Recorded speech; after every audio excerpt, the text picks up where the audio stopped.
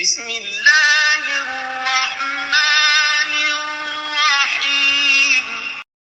حضور انور صلی اللہ تعالی علیہ وسلم کے مدینہ آنے سے پہلے مدینے کے دونوں قبیلے یعنی اوس اور خزرج لڑ لڑ کر تھک چکے تھے اور چاہا تھا کہ اپنے میں سے ایک رئیس کو جس کا نام عبداللہ بن ابی بن سلول تھا اپنا بادشاہ بنا لیں۔ مدینے میں ایک دوسرا گروہ یہودیوں کا آباد تھا۔ یہ حجاز کے بڑے تاجروں میں سے تھے اور یہاں سے لے کر شام کی سرحدوں تک ان کی تجارتی کوٹھیاں بنی ہوئی تھیں اور اپنے کاروبار کے زور سے مدینے کے حاکم بنے بیٹھے تھے۔ اپنی مصلحت کے لحاظ سے وہ کبھی اوس کا ساتھ دیتے تھے اور کبھی خزرج کا۔ حضرت صلی اللہ تعالی علیہ وسلم جب مدینہ آئے تو شروع میں تو انہوں نے شاید یہ سمجھ کر کہ ایک ایسا مذہب لے کر آئے ہیں جو ہمارے مذہب کے قریب ہے، آپ صلی اللہ تعالی علیہ وسلم کی کوئی مخالفت نہیں کی۔ آپ صلی اللہ تعالی علیہ وسلم نے شہر کی بے اطمینانی اور بد امنی کی حالت کو دیکھ کر یہ مناسب سمجھا کہ مسلمانوں اور یہودیوں کے درمیان ایک ایسا سمجھوتا ہو جائے کہ دونوں فریق اس شہر میں آزادی سے رہ سکیں، ہر ایک کا مذہبی حق محفوظ رہے اور شہر کے سارے رہنے والے خواہ وہ مسلمان ہوں یا یہودی باہر سے حملہ کرنے والوں کے مقابلے میں ایک ہو جائیں۔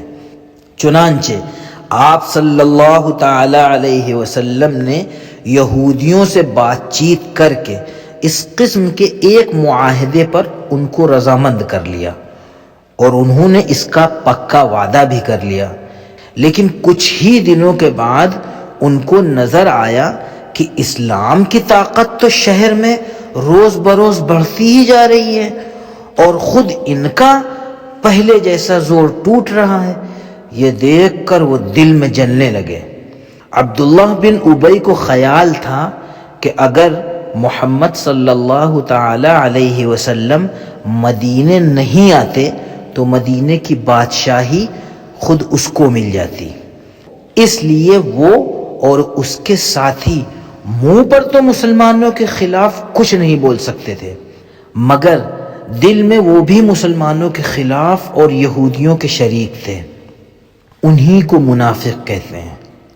اور پھر ادھر مکے میں جو مسلمان مکے کو چھوڑ کر مدینے چلے آئے تھے، مکے والوں نے ان کے گھروں اور جائیدادوں پر قبضہ کر لیا اور سب سے بڑی بات یہ کی کہ خانہ کعبہ میں آنا اور حج کرنا ان کے لیے بند کر دیا۔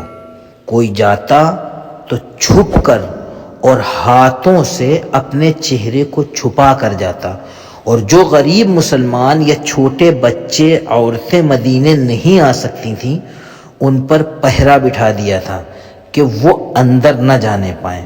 اتنے ہی پر انہوں نے بس نہیں کیا، بلکہ یہ دیکھ کر کہ ان کے مجرم یعنی مسلمان ان کی گرفت سے آزاد ہو کر مدینے میں زور پکڑ رہے ہیں اور طاقتور ہو رہے ہیں، انہوں نے یہودیوں اور مدینے کے منافقین سے سلام و دعا شروع کر دی اور ان کو کہلا بھیجا کہ تم نے ہمارے بھاگے ہوئے مجرموں کو اپنے گھروں میں چھپا رکھا ہے، بہتر یہ ہے کہ تم ان کو نکال دو ورنہ ہم تمہارے شہر پر حملہ کر دیں گے۔ اب مکہ میں مسلمانوں کا ایک ہی دشمن تھا یعنی مکہ کے کافر، لیکن مدینے آ کر ان کے تین دشمن ہو گئے۔ نمبر 1 مکے کے کافر، نمبر 2 مدینے کے منافقین، اور نمبر 3 حجاز کے یہودی تاجر۔ مکہ کے کافر تلوار باز تھے، اس لیے وہ تلوار سے فیصلہ چاہتے تھے۔ مدینے کے منافقین اپنی چالوں اور سازشوں سے نقصان پہنچاتے رہتے تھے، اور حجاز کے یہود جو عرب کے سرمایہ دار تھے پورے حجاز میں اپنی دولت اور سرمایہ کے زور سے ادھم مچائے ہوئے تھے۔ عرب کی ساری دولت ان کے قبضے میں تھی۔ عرب مزدوروں کی کاشت اور کھیتی کی پیداوار کے مالک بن بیٹھے تھے۔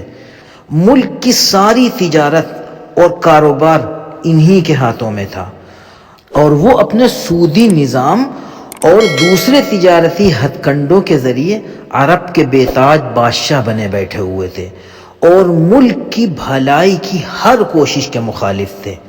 اسلام کو ان تینوں طاقتوں کا ایک ساتھ مقابلہ کرنا پڑا، اور ان میں سے ہر ایک کے ہٹانے کے لیے الگ الگ تدبیریں کرنا پڑیں۔